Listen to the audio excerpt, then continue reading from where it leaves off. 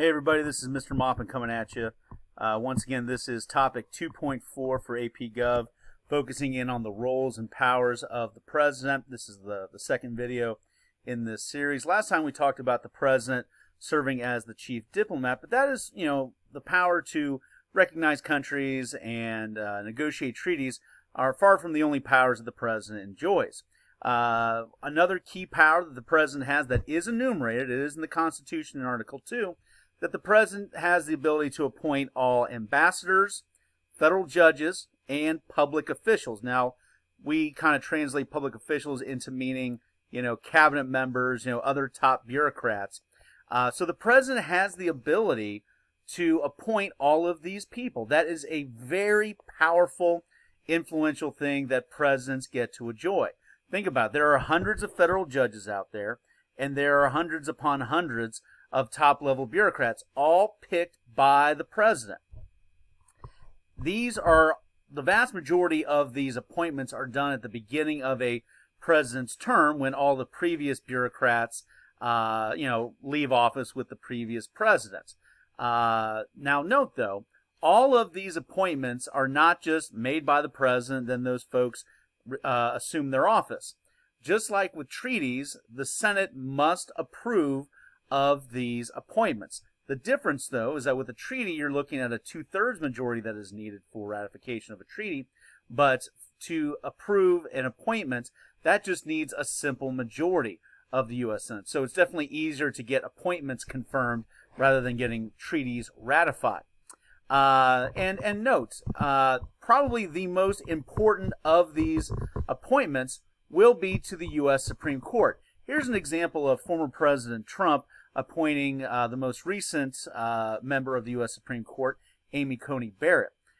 The reason why Supreme Court appointments are the most significant is that these are lifetime appointments. In fact, all federal judiciary appointments are lifetime appointments. And since the Supreme Court is the highest court in the land, this is going to be the most significant. And as we've talked in class before, this is how presidents are able to maintain their legacies well beyond after they leave office, and in many cases, well past after they pass away. In the case of Amy Coney Bryant, she will probably be on the court for the next 25 to 35 years. Decades after Donald Trump has left office. So these are very significant appointments. Now, note, the power to appoint, or for lack of a better term, the power to hire, also goes hand in hand with the power to fire. If you are appointed by a president, you can also be fired by a president. Or, in probably a nicer way, the president will demand your resignation. Now, note, keep in mind that the ability for a president to fire an appointed bureaucrat is limited to the bureaucrats. Presidents cannot fire federal judges. So note, once a bureaucrat is confirmed, they can still be fired by the president. So a cabinet official, like for example, if Anthony Blinken, who has been confirmed as part of President Biden's cabinet, if he doesn't like what Secretary Blinken's doing, then President Biden could fire him. But federal judges, once they're confirmed by the Senate, they are then protected for life. The only way for a federal judge to be forced out at that point is for them to be impeached and then formally removed via the Senate trial process. So, pretty significant power. And yes, presidents do fire their appointees. Donald Trump, going back to Donald Trump for just a moment, he had several secretaries of state, several attorneys general, etc., etc. So that is a significant power. Another key power of the president, we've mentioned this before, so I'm going to kind of just hit the highlights once again, is the power of the president to veto legislation. Remember, presidents do have to operate on a timeline when operating with the veto. They only get up to 10 days to delay or stall a potential veto before it becomes law, unless you're talking about the pocket veto exception within 10 days of the end of a session. But note also that presidents can have their vetoes overridden. Let's take a quick look at some data showing the examples of presidential vetoes. This is one, going back well over a century. Probably not a big surprise to anybody that FDR, with the longest serving tenure as a president, has by far the most vetoes in presidential history. But some others that didn't even serve 8 years, like Truman, with 250 vetoes. But what you can kind of see here in recent decades is that the amount of vetoes has been going down. And in fact, this is a slightly dated chart. This was done fairly early on in the Obama administration, about 10 years ago. President Obama ended with 12 vetoes as well, just like George H.W. Bush. And President Trump ended with 10 vetoes. To date, President Biden has not vetoed any legislation. Now, why has the amount of vetoes gone down in recent decades? Well, part of it is explained in the reality that we know that in the legislative process, yes, there's a formal process that technically does not involve the president until the very end, but in the informal reality of the legislative process, given that presidents can veto at the very end, we see presidents informally, we see the White House really behind the scenes as a part of the negotiation process. So by the time it does get to the president's desk, it's exceptionally likely the president will sign it into law. Now, that being said, we mentioned that not all vetoes kill bills. They do get sometimes overridden by a 2/3 majority of both chambers of Congress. And you can be aware that that is a very small percentage of what these vetoes are. For example, I think that usually about 5 to 8% of vetoes get overridden. It's a very, very small percentage. Light item vetoes, we talked about that before, so I'm not going to hit that again. Something else that is going to be significant, and this kind of harkens back to presidents kind of having almost monarchical associations with them. Going back to the times of, kings and whatnot. Presidents do have these kind of special powers that, kind of do seem weird given the fact that we don't have a monarchy. But it is the power to grant pardons, amnesty, and reprieves. Reprieves, another term for that is commutations, for example.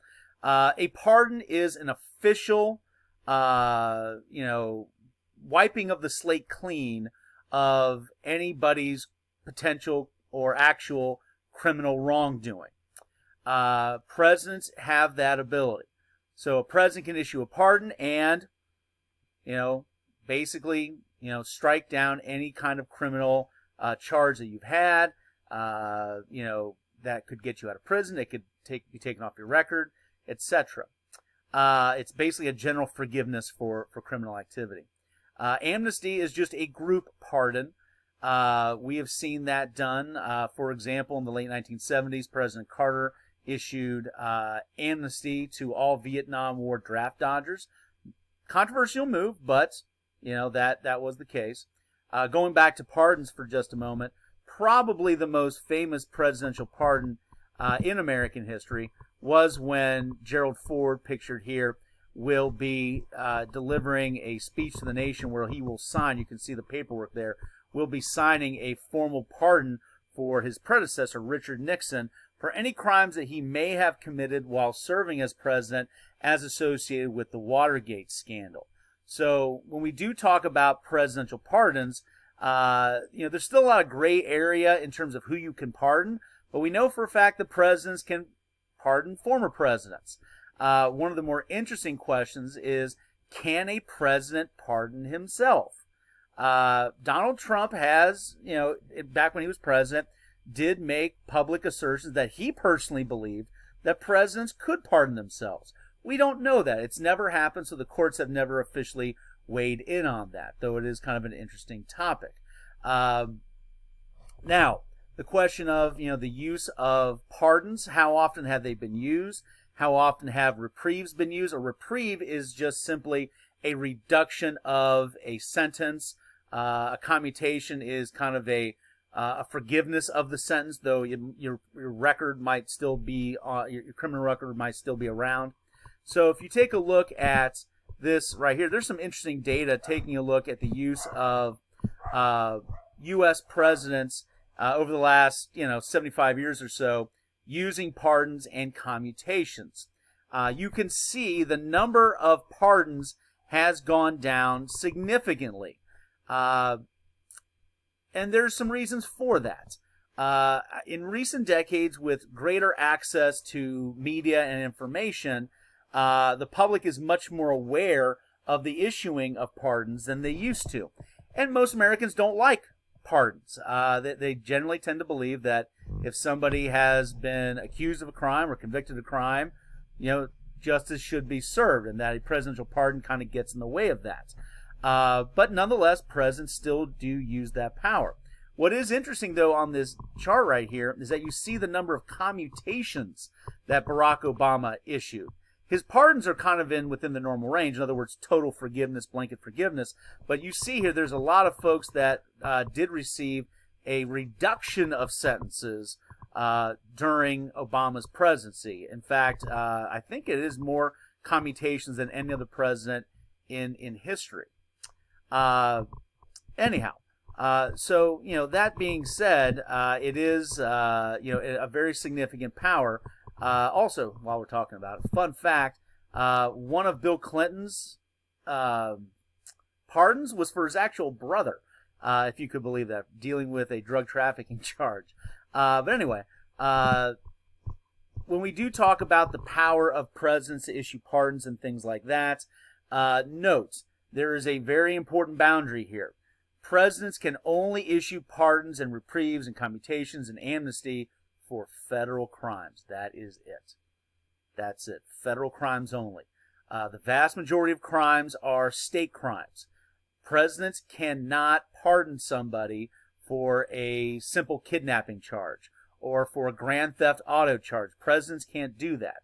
Now, depending on what state you live in, it could be the governor that could do that, or some states just don't allow pardoning power at all. But note, the president has very limited pardoning power just for federal crimes. All right. Well, talking about appointments and vetoes and the ability to issue pardons and that's taken up most of our time in this video, so we're going to leave it there. We'll see you next time. Bye-bye.